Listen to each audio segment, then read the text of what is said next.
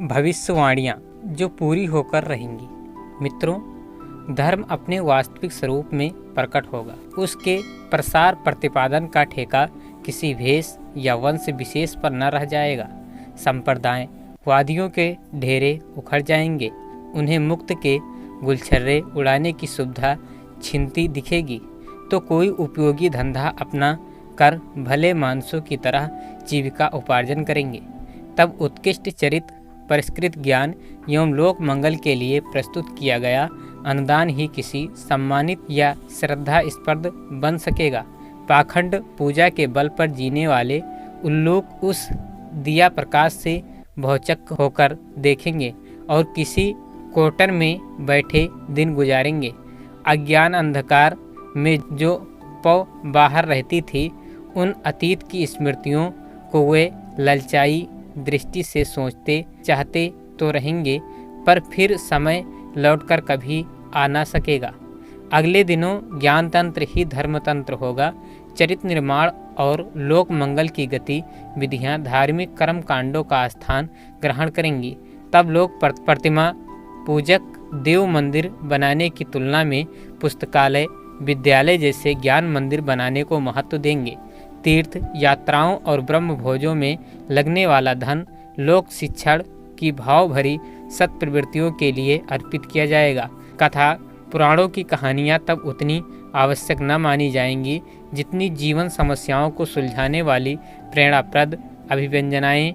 धर्म अपने असली स्वरूप में निखर कर आएगा और उसके ऊपर चढ़ी हुई सड़ी गली केचुली उतर कर कूड़े करकट के ढेर में जा गिरेंगी। ज्ञान तंत्र वाणी और लेखनी तक ही सीमित न रहेगा, वरन उसे प्रचारात्मक, रचनात्मक एवं संघर्षात्मक कार्यक्रमों के साथ बौद्धिक, नैतिक और सामाजिक क्रांति के लिए प्रयुक्त किया जाएगा। साहित्य, संगीत, कला के विभिन्न पक्ष विविध प्रकार के लोक शिक्षण का उच्च स्तरीय प्रयोजन पूरा करेंगे। जिनके पास प्रतिभा है, जिनके पास संपदा है, वे उससे स्वयं लाभान्वित होने के स्थान पर समस्त समाज को समुन्नत करने के लिए अर्पित करेंगे। एकता, समता, ममता और शुचिता नवनिर्माण के 4 भावनात्मक आधार होंगे।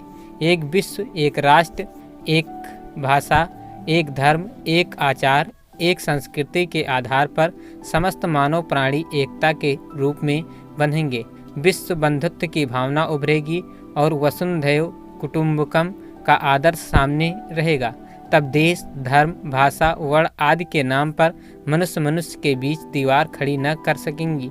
अपने वर्ग के लिए नहीं, समस्त विश्व के हित साधन की दृष्टि से ही समस्याओं पर विचार किया जाएगा। जाति या लिंग के कारण किसी को ऊंचा या किसी को नीचा न ठहरा सकेंगे। छूत अछूत का प्रश्न न रहेगा। गोरी चमड़ी वाले काले लोगों से श्रेष्ठ होने का दावा न करेंगे और ब्राह्मण हरिजन से ऊंचा न कहलाएगा। गुण, कर्म, स्वभाव, सेवा एवं बलिदान ही किसी के सम्मानित होने के आधार बनेंगे, जाति या वंश नहीं। इसी प्रकार नारी से नर श्रेष्ठ है, उससे अधिक अधिकार प्राप्त हैं, ऐसी मान्यता हट जाएगी। दोनों के कर्तव्य और अधिकार एक होंगे। प्रतिबंध या मर्यादाओं दोनों पर समान स्तर की लागू होंगी। प्राकृतिक संप्रदायों पर सबका अधिकार होगा। पूंजी समाज की होगी। व्यक्ति अपनी आवश्यकता अनुसार उसमें से प्राप्त करेंगे और सामर्थ्य अनुसार काम करेंगे। न कोई धनपति होगा, न कोई निर्धन। मृतक उत्तराधिकार में केवल परिवार के असमर्थ सदस्य ही गुजारा प्राप्त कर सकेंगे। हट्टे कट्टे और कमाऊ बेटे बाप के उपार्जन के दावेदार न बन सकेंगे।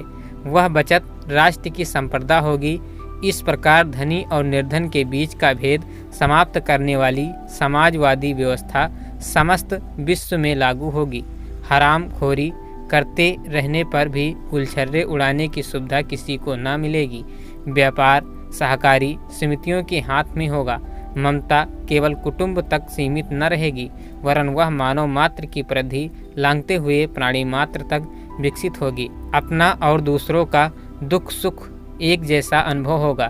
तब न तो मांसाहार की छूट रहेगी और न पशु पक्षियों के साथ निर्दयता बरतने की। ममता और आत्मीयता के बंधनों में बंधे हुए सब लोग एक दूसरे को प्यार और सहकार प्रदान करेंगे। लेखक पंडित श्री राम शर्मा आचार्य, आखंड ज्योति, मई सन 1972। ओम शांति शांति शांति।